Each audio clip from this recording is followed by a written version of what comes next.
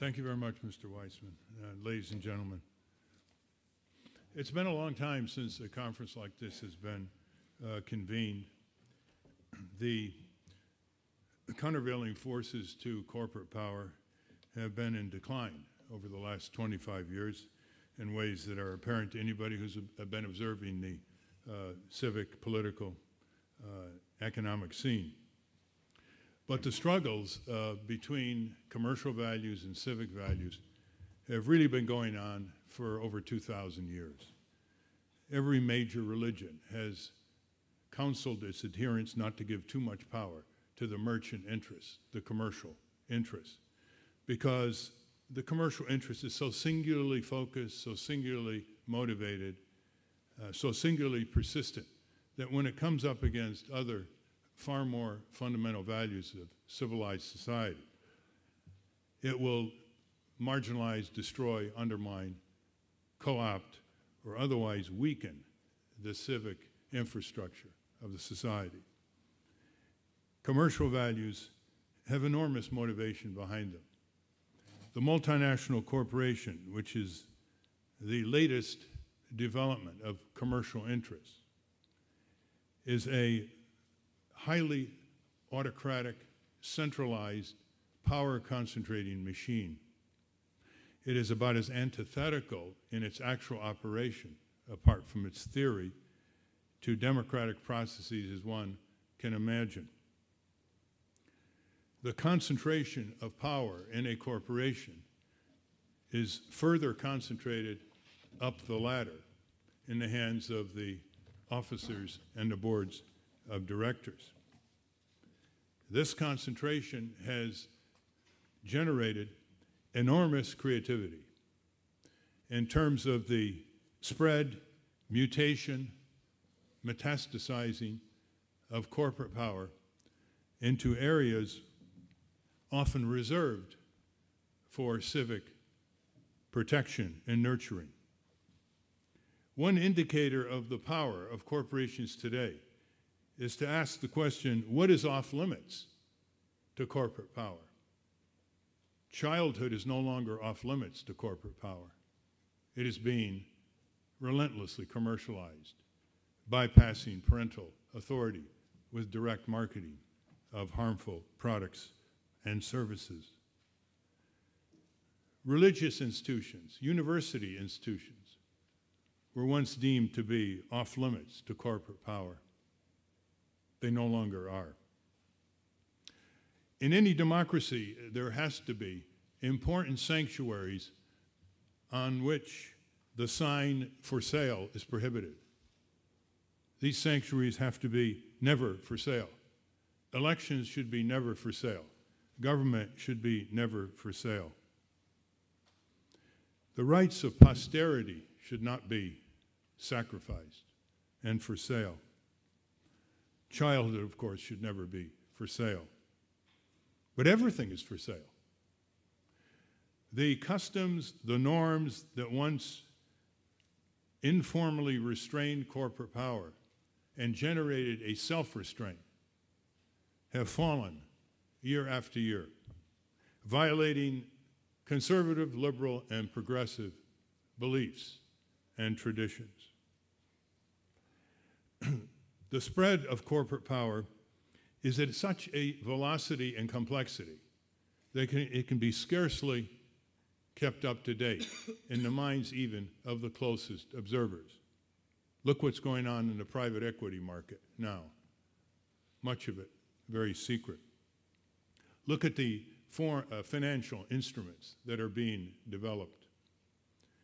Look at the joint ventures and interlocks between corporations globally that are outside the public view. Look at the assumption of governmental functions by corporations in ways that would be unheard of 15, 20, 30 years ago. The subcontracting, the outsourcing of government functions right down to military activities is rapidly underway. The theory of corporate restraint is severely underdeveloped. Historically, societies, in our country especially, have responded to abuses of corporate power in the following ways.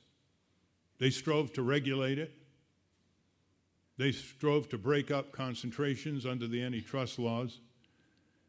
They strove to give aggrieved people litigation rights in court. They strove to provide some semblance of accountability to investors or the owners of the corporation.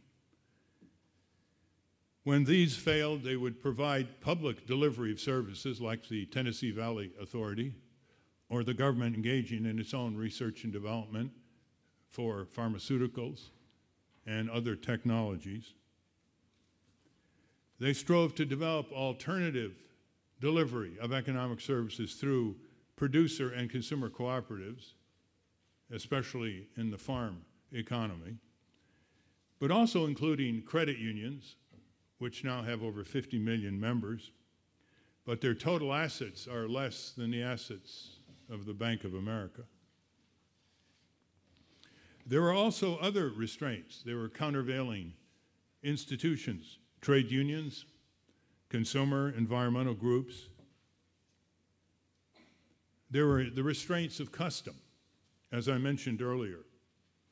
Restraints that kept the pay of CEOs of the top 300 corporations in America in 1940 to 12 times the average worker wage in their company. It is now between 400 and 500 times the average wage in their companies. But against all of these restraints, boundaries, limitations on rampant corporate power, the corporations kept adjusting. They kept adjusting by co-opting, by weakening, by becoming the so-called regulators themselves in government departments and agencies through appointments by the two major parties. They began adapting in order to weaken these restraints. On the other hand, in some instances, they obeyed these restraints. They now put safety devices in cars because they are mandated. There are advances that came from these countervailing pressures. And each time the corporations obeyed, they violated their own foreboding of disaster if such a regulation was enforced, or such a litigation prevailed, or such an industry was broken up under the antitrust laws. They actually prospered. It's quite interesting that these large executives of these corporations have never learned the interesting phenomena that the more democratic a society is, the larger its economy, and the more profit that's made. One can compare the United States with Brazil in that respect. Instead, these large corporations have an affinity for parallel authoritarian or dictatorial regimes, as long as they get the concessions, as long as they get the franchises, as long as they get what they want in these countries. The nature of the giant multinational corporation invites more confrontation and challenge. It invites a challenge to what has become a corporate sovereign political economy. It invites a challenge to the source of the authority that corporations have secured for being able to do everything human beings can do, even though they are artificial entities. They have been given all the rights under the Constitution of real